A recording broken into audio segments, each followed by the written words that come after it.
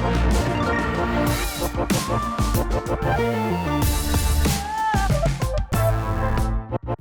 everyone, and welcome to the Coffee and Compete podcast, the show about the news, gossip, and tactics of competitive business strategy. As always, brought to you by Klue. Breaking news, this is an emergency recording of the podcast here. We are recording remotely right now, if you're on YouTube, Hunter and I, because COVID struck, the Klue Flu, the 2025 kickoff happened with Klue, and we're down bad, but we didn't want to miss an episode, Hunter, did we? No, we did not. But you know what? This is actually a really good opportunity because now we get to show off your background, Adam, which, by the way, brand new. Absolutely killer. Love it. Brand new. This was my Christmas work, was decorating the office. So if there's one silver lining in this, it's that. So apologies to anyone if I start hacking up, especially our audio editor, to be honest. If you make me laugh this episode, Hunter, it's gonna be a little disgusting on the mic, unfortunately. Well, this is the serious episode, so no laughter allowed, Adam, okay? No laughing. But the other reason as well, we thought, you know what, we're feeling a little under the weather. Maybe we can just skip a week. But one, we didn't want to skip a week. Grayson said, no chance, no way, no how. And then a pretty big news story hit. So that's what we're going to cover here. Quickly jump into one of the biggest stories happening in the world of Compete. But first, I want to share a couple of things we've got coming up in the community. Hunter, your friend and I, Josh Gladstone, the man that knows a thing or two about building best-in-class battle cards, is running a session, a power half-hour session next Friday, which is what, February 7th? Did I make that up, Hunter? That sounds about right to me. On Feb 7th, Josh will be doing a 30-minute session, how to build best-in-class battle cards. He is awesome. He helps our customers do this on a daily basis. So make sure to go check that out. You can be able to register in the show notes. Secondly, we are running the 2025 Win-Loss Trends Report, and it's going to be the largest in the industry. We're looking at how teams are investing in win-loss, how they're structuring it, the strategic priorities that they're focusing on, and future trends for the year. That's coming out in March, but we'd love for you to contribute to it today. So there is a survey, 5 minutes. That's all it takes to fill out. Share your expertise, give your feedback to the community, and we'll be sharing that report out in March. So link as well will be in the show notes. Hunter, I know you've already filled it out, but yeah, very excited for that and the stuff that we'll be sharing from that after. But should we get into the news story here, Hunty? Let's dive into it. Okay, this is a big one, and this is one that you are very, very passionate about. But we're reopening the can of worms of the AI wars because big news dropped this week all around the rise of DeepSeek. So for those of you who don't know, in just a short span, this Chinese AI company has disrupted the landscape entirely, surpassing ChatGPT as the most downloaded AI app on the US Apple App Store. And it might just be challenging the dominance of American AI giants. So originally, it was a research lab within a hedge fund, and then DeepSeek spun out as an independent AI company. And now they've made waves with their open source language models. That's very key here, open source language models, and is delivering capabilities that's comparable to what we all know, ChatGPT and OpenAI's models, but at a fraction of a cost. I believe it costs $6 million to produce, and it sent shockwaves throughout the Silicon Valley and the US stock market as a whole. I believe Nvidia's stock crashed by 17% upon this release, and it's really raised questions about the future of AI competition. So, Hunter, I'm going to flip it to you to give a little bit more color to specifically around DeepSeek, and then I'm just going to pepper you with questions. So, what did I miss out on this TLDR here? No, I think you kind of nailed it. So basically, the backstory here, I guess, just a little bit beyond like what you covered. So new model comes out.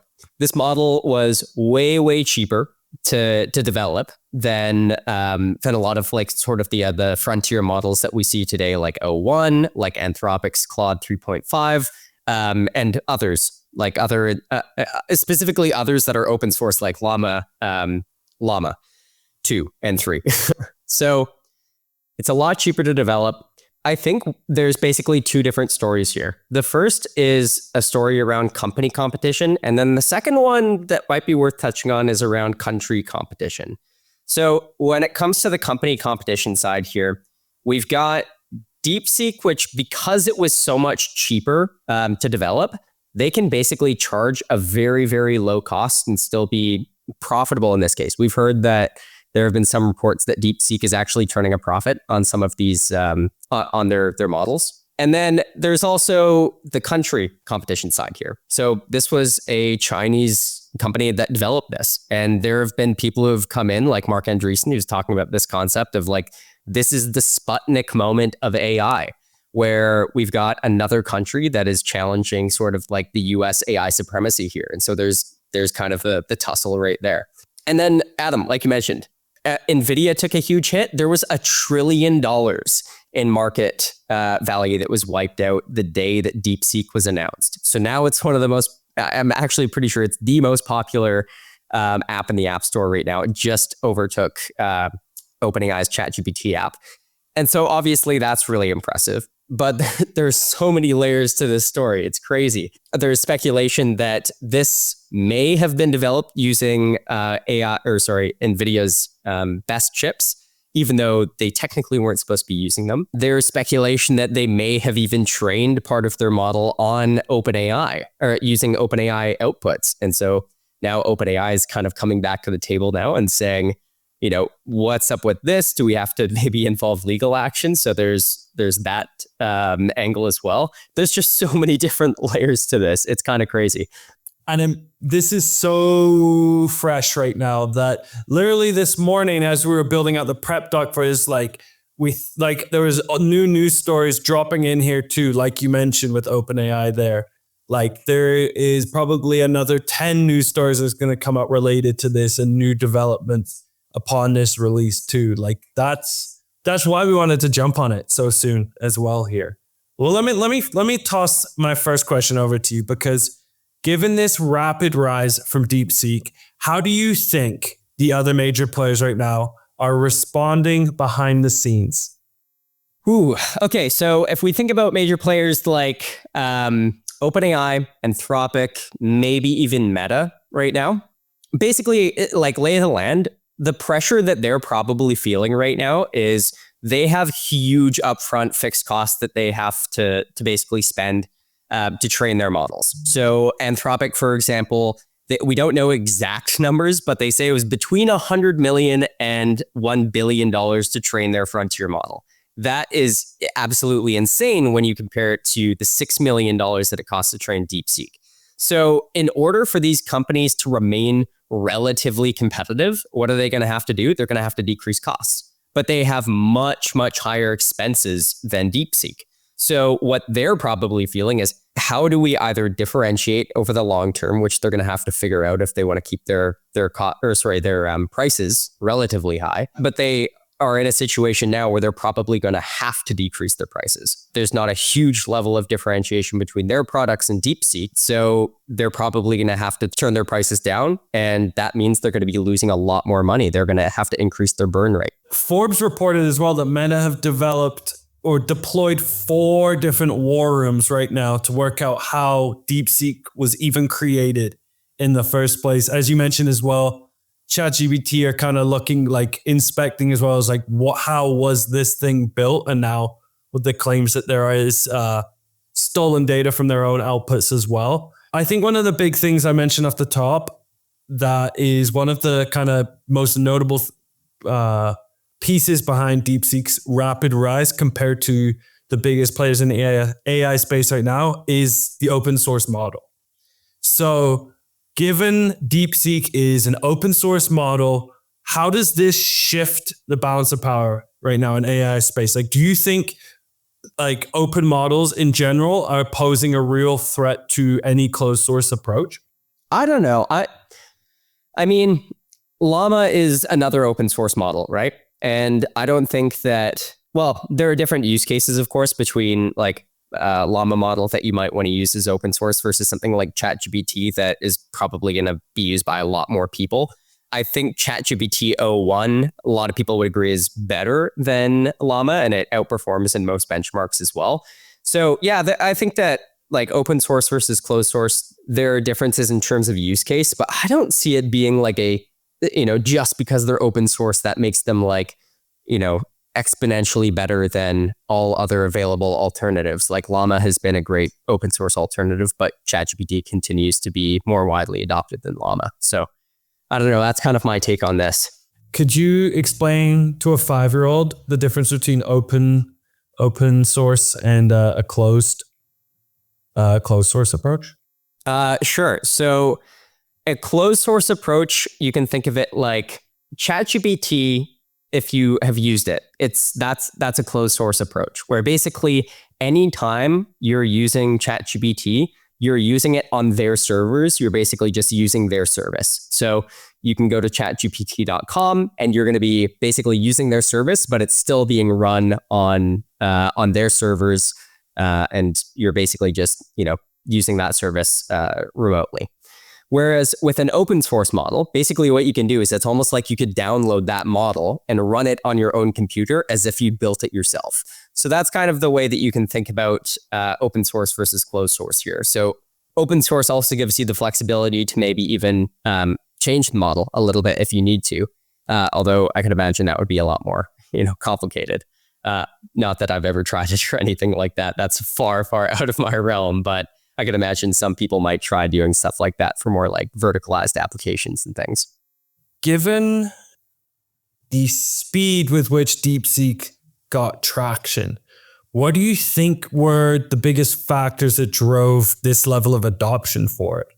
Like you mentioned, like Llama was also open source, so that didn't grow to this level. So what, in your opinion, are the biggest reasons for why?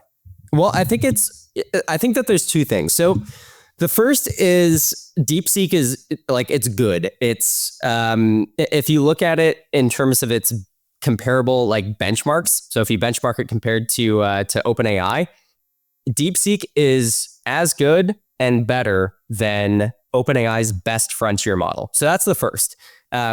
Typically, whenever there's like some type of really, really strong model, it gets adoption pretty quickly. If you remember Claude 3.5, when that came out, a lot of people actually switched over from ChatGPT to using Claude 3.5 because now that was the best model before o1 came out. So that's sort of like the first contributing factor. But then two, you have to pay for ChatGPT o1 right now, and it's pretty expensive. And if you want to be using like a lot of o1's sort of like more advanced features, in some cases, that's up to $200 a month, whereas DeepSeek right now is free or very, very cheap. So if you're getting really strong performance for way less money, then you're obviously going to use the cheaper option. And then I think that there's something around the APIs as well. That's not necessarily something that, is told to the App Store story where it's sort of going top of the charts there. But I could definitely see DeepSeek being used in more applications through their API in the future because it's just so much cheaper for pretty comparable performance to ChatGPT. So we'll have to see how that actually plays out because there are some legitimate privacy and security concerns after the news that came out yesterday with Wiz. But we'll see how that part plays out in terms of its adoption. If you were leading an AI startup today, Hunter, I'd be a part of it. I'd work for you. How would this news change your strategy going forward, if at all? If I were running an AI startup, you mean like running a competing solution to DeepSeek, or a company that would be using a model? Company using a model. Let's do that. Well, I think the reality is a lot of AI startups that are using LLM APIs in their tool, they use a lot of different types of models because different models can be good for different types of tasks. Sometimes you need speed, sometimes you need reasoning, sometimes you need, it just depends on what task you're trying to accomplish.